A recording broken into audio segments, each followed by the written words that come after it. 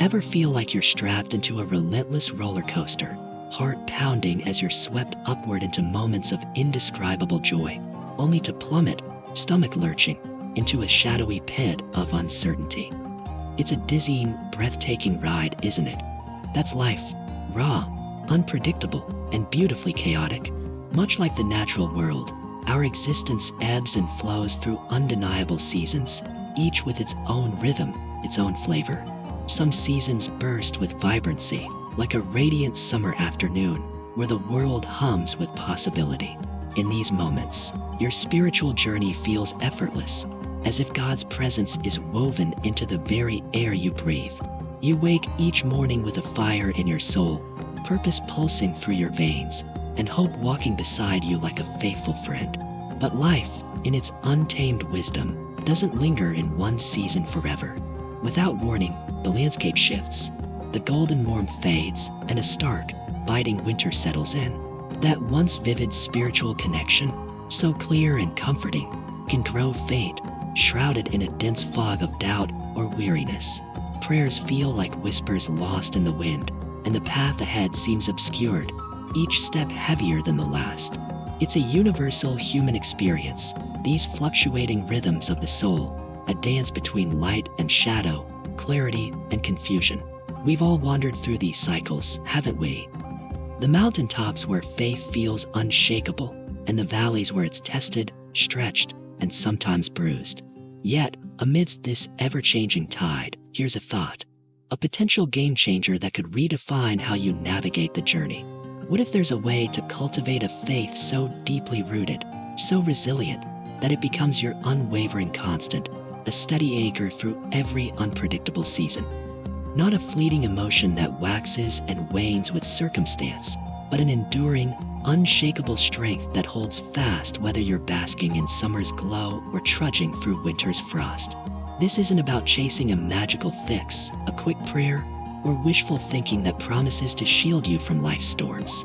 It's about discovering something profound, an internal wellspring of grace and grit, forged in the quiet, intentional moments of surrender and trust.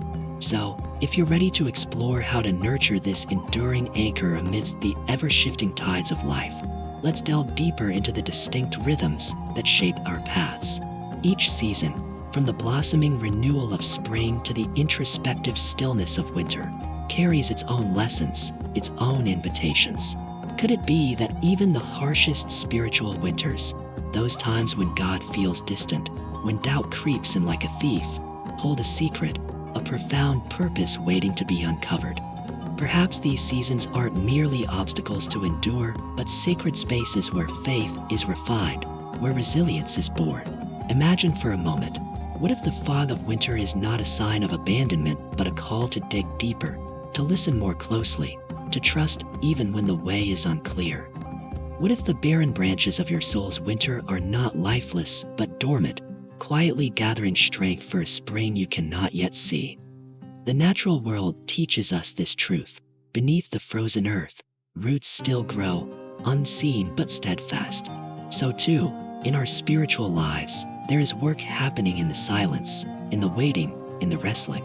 The question is, how do we lean into these seasons, not just to survive them, but to thrive within them? Building this kind of resilient faith requires intention. It's found in the daily practice of showing up through prayer, reflection, and community, even when the feelings aren't there. It's in the courage to ask hard questions, to sit with uncertainty, and to trust that God is present, not only in the warmth of summer, but in the chill of winter too. It's in learning to see each season not as a detour, but as a vital part of the journey, each one shaping you, teaching you, drawing you closer to a faith that doesn't crumble under pressure, but grows stronger through it. So, as you stand at the threshold of your own season, whether it's a time of abundance or scarcity, clarity or confusion, consider this. What might it look like to embrace the rhythm you're in, to seek the purpose hidden within it?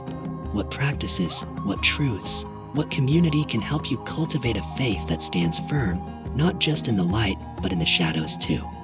Let's step forward together, ready to uncover the secrets of these seasons, to find the strength that waits in the stillness, and to discover a hope that endures, no matter what the roller coaster brings. Coming from the vibrant energy of a spiritual summer, the sudden chill of a silent winter can be more than just confusing. It can feel like a personal failing. But what if that silence isn't empty at all? Remember a time when God felt so incredibly close, his voice seemingly woven into every whisper of the wind, every child's infectious laugh, every soft tug on your heart during worship. Those are the bright seasons of our faith journey. Joy is abundant, your heart feels like it's overflowing, and the nearness of God is undeniable. You wake with a clear sense of purpose, seeing his hand in every little thing, feeling his presence like the warmth of the sun. It's a beautiful, affirming place to be, isn't it? Then, sometimes without warning, a colder season arrives, one where everything just feels off. You pray, but the silence in return feels heavy, almost oppressive. You open scripture, words that once leaped off the page with life, but now they don't seem to speak the way they used to. You go through the motions, attending services, engaging in spiritual disciplines, yet your soul feels strangely disconnected, adrift.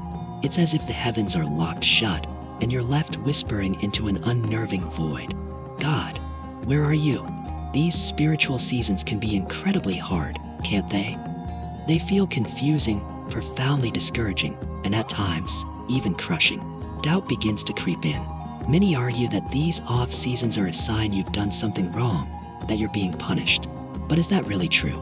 What if, like the meticulously ordered seasons in nature, the trees not rushing to bloom nor resisting the shedding of their leaves, the rains knowing when to fall, the sun understanding when to retreat, these spiritual winters are part of a divine order, a sacred timing in your own faith journey.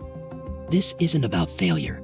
It's about the varying spiritual intensity inherent in a genuine walk of faith. The critical question then becomes, if these cycles are indeed natural, a part of God's intricate design for our growth, how do we navigate them without letting them crush our spirit, especially during those moments when God feels a million miles away? Is there a hidden strength, a profound secret to be unearthed even in that deafening silence? If these cycles are inevitable, how do we navigate those moments when our prayers seem to echo in an empty chamber and the heavens feel like brass? Is there a hidden strength to be found even in the deafening silence? It's one thing to acknowledge these spiritual seasons intellectually, but what happens when you're the one in the throes of that deafening silence, when your desperate cries of "God, where are you?" are met with a quiet so thick, so heavy, you could almost cut it with a knife? Does this mean your faith journey has hit a dead end? Is this the ultimate failure? That chilling experience of unanswered prayer, of profound spiritual dryness, can unleash a torrent of pain and confusion. You might begin to question everything: your worth, the sincerity of your faith, even God's very nearness or existence. It's a vulnerable place, and if you're not careful, shame can creep in, a toxic whisper that your faith struggles somehow disqualify you from God's love. Have you ever felt that sting of inadequacy, that fear that you're somehow less spiritual because of your doubt? But here's a truth that many are afraid to voice: you are not alone in this. You are not broken because you're navigating a dry season.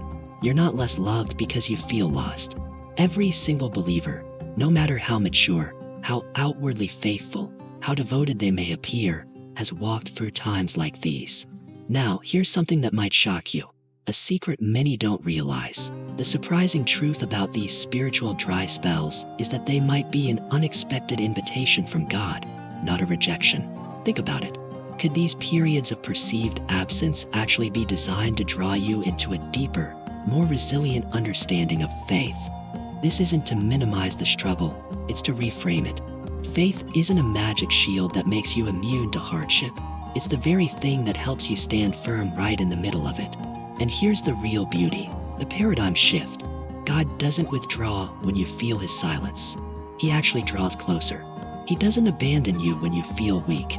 In fact, Scripture itself tells us he is near to the brokenhearted and saves those who are crushed in spirit. He doesn't just light your path. He becomes your light when you have no discernible path at all. But if God is still there, truly present even when he feels absent, why does it feel so incredibly lonely? And what exactly is true faith supposed to do in those moments of profound silence? What is this faith that's supposed to see us through? Is it just a nice word, or does it possess a power we've barely tapped into? It's one thing to be told God is near in our struggles, but it's another to truly feel and rely on that. This brings us to the heart of the matter. What exactly is this powerful, yet often misunderstood, force called faith? Is faith just a spiritual band-aid we slap on our wounds when life gets tough? Or is it something far more profound, perhaps the very sinew that holds us together when everything around us seems to be falling apart? So many people treat faith like a flimsy phrase to throw around when they don't know what else to say. But true faith, that's different. Consider this. What if the absence of feeling, that spiritual numbness, isn't actually the absence of God? The counterintuitive secret to his presence, especially in the mess, lies in truly grasping the concept of Emmanuel, which means God with us. Not just God with us in the good days, when answers are easy and blessings flow, but God with us in the tears, in the frustrating delays, in the gnawing doubts, and even in what feel like dead ends. This is where common misconceptions about faith can trip us up.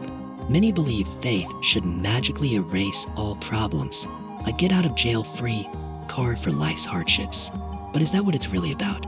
If you're expecting faith to make your life problem-free, you might miss its true power entirely. What if you're missing out on the one thing that could actually get you through?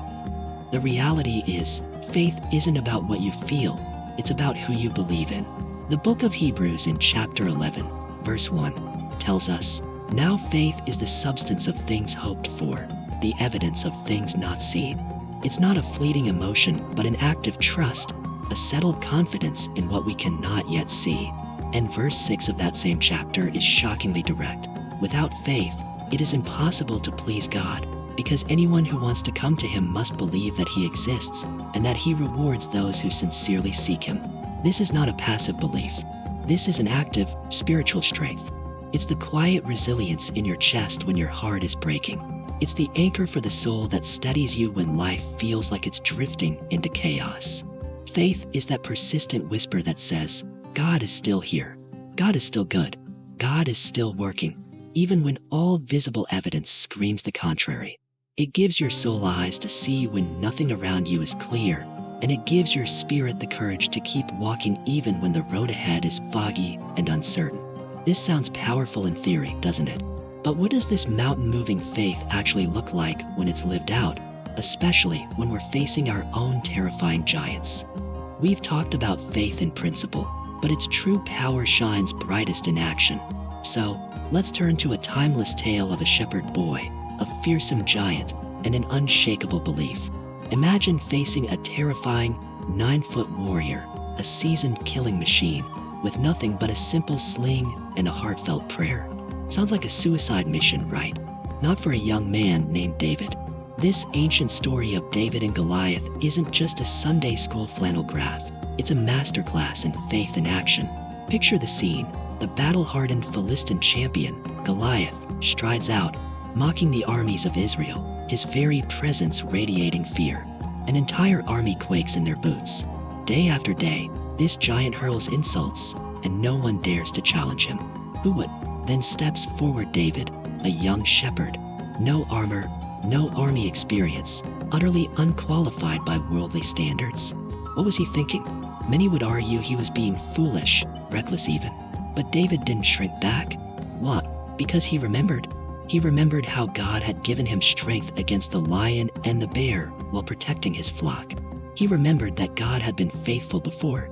And because of that history, he trusted with unwavering courage that God would be faithful again. This is the secret sauce so many miss. The one thing David possessed that was infinitely more powerful than Goliath's spear or shield wasn't a hidden weapon.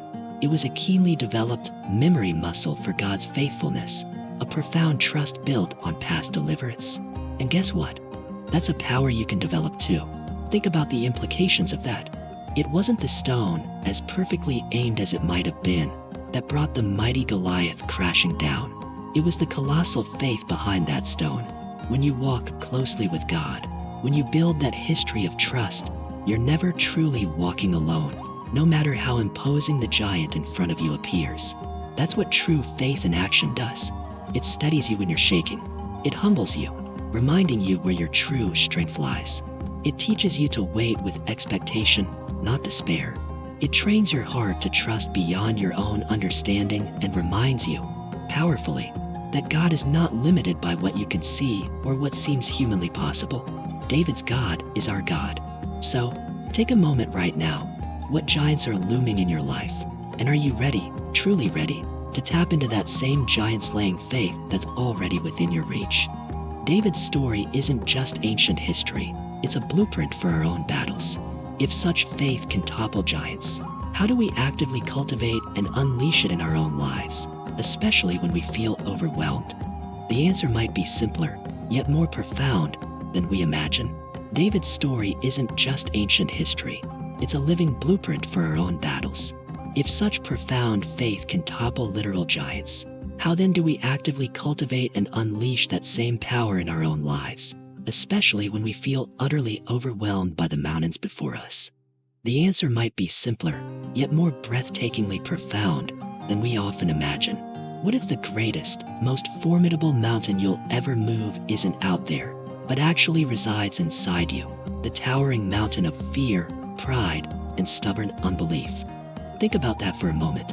We've journeyed together, exploring the inescapable seasons of life, the unsettling reality of spiritual dryness and God's perceived silence, the true, gritty definition of faith that goes beyond platitudes, and the stunning power of that faith seen in action. Now, it all comes down to this, an act of choice. Remember the disciples in Luke chapter 17, verse 5. Their heartfelt plea was simple yet profound. Lord, increase our faith.